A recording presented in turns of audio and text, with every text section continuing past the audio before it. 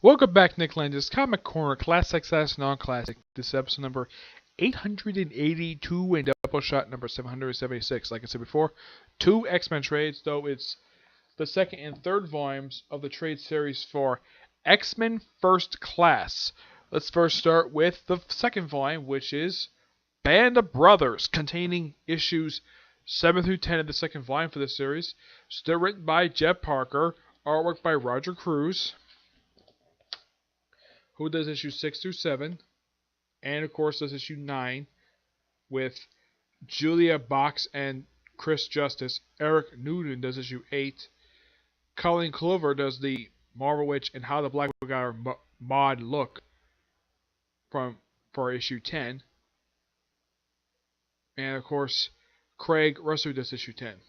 Now there's a few different stories in here.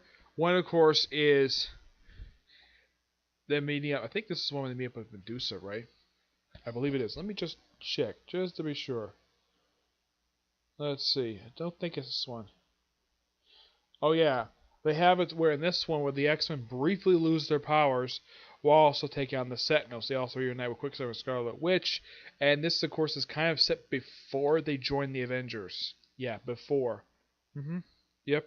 That's not the only thing that happens in here. I mean, that little Sentinel story thing, that takes up like the first, I think it takes up the first 2 issues. Yeah, I believe it does. Yeah, it takes the first 2 issues of this thing. We have a little adventure with Scarlet Witch and Marvel Girl, aka Jean Grey, where they counter the Mole Man. Yep. And the whole 2-part thing of, well, the X-Men being depowered, yeah, that wraps up with issue 12. Not 12, this is issue 7. Yep, 7. Issue 8, they have an encounter with the Man-Thing. And here he is. Yep, they have an encounter with him. And that's issue 8, mind you. Yes, issue 8. Of course, they also have an encounter with Thor and future stuff. And issue 9, they have an encounter with, well, they have it where Scarlet Witch and Jean Grey team up with the Black Widow. Though, those of you curious, okay, how can it be Black Widow? That's not the Black Widow.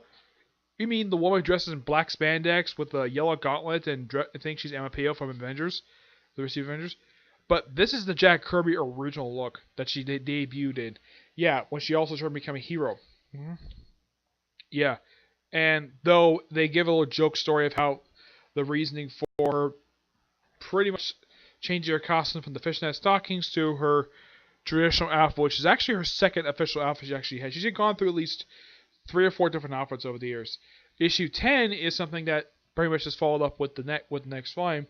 The whole thing with this character Frederick, who was a mutant, who's a big bulk, who's kind of like a mutant Hulk in a way. And Cyclops traps him in the cave, and he remains in the cave until pretty much the next volume of the series. I give this book roughly a 9.5 out of 10. It's really good. Next up is Wonder Years, which contains the last 6 issues of this second volume, along with giant-sized X-Men First Class.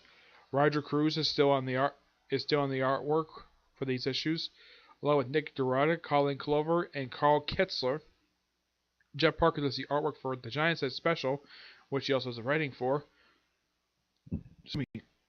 Also written by Roger Lorange, and artwork by several different people. Michael Cho, Roger Lorange, Nick Castellan, Tom Townsend, Dave Williams, Dean Hospital, and Kevin Newland. Yeah, this simply put is the end of the ongoing First Class series. The first issue is basically them dealing with the whole thing with continuity and then, of course, facing futurists like Venom and Galactus. It's an odd little issue. That's pretty much what it is. It's just a standalone issue. With also references to other stuff related to Marvel Comics. Yeah, it's almost like this issue was meant to be a love letter to Marvel Comics itself. Well, Marvel Comic history anyways. Yeah, and that's just the first issue in this trade. Next issue, and I'm not sure why in the world this is, the artist draws Jean Grey's mother to be a very beautiful woman. I mean, her father pretty much looks pretty accurate. Now, I'm not sure why the artist did this for. They draw all these characters, like in the case of Jean Grey and a lot of the other ones, like the original 5, they're drawn to look like adult, despite the fact this period of time they're supposed to be teenagers. Yeah. And Warren basically goes on an adventure with his mother, who looks like Lara Croft from Tomb Raider. Well, from the reboot Tomb Raider. Yeah. Tell me that's not based upon the reboot Tomb Raider that came around the same period of time. Yeah, it's the same outfit. Yeah, I'm not really sure why that she's dressed like this, but she is. Yeah. And this is just a little standalone adventure, look like in the Savage Land. And then you have the last few issues where they team up with another famous Jack Kirby creation because, well, X-Men are Jack Kirby creations, so they team with another one. Who do they team with? X-51, aka Machine Man, aka Aaron Stack. Yep, they have a team adventure for him for like the last 3 issues in here. It's really fun for the team with another Jack Kirby creation. I mean, they team with Captain America. As far as I can tell, this is the only time Machine Man's ever appeared in an X-Men comic. Well, chronologically, he also did appear in the 90s, but that was a different look for him. Here is his classic Jack Kirby look from the 70s. Yeah, before he had the whole thing with having black hair, and he sort of has the peachy skin, but that was before he got the black hair look more human than he does nowadays, where he abandoned the human look and he's a whole anti-flesh. I'm not sure why Slott writes in that way for, but that's pretty much where he is. Fun set of stories, and I should also point out, now what about the Giant Size special? Yeah, it's just, also, this is also the story where, I believe one of these issues, yeah, I think one of the teams, so they team up with Medusa after she had a encounter with the Frightful Four, and she also has a, kind of the first chronicle meeting of her and Iceman, and she thought that Iceman was a negative version of the Human Torch. I'm not kidding. And of course, she briefly became a member of the X-Men for a brief period of time.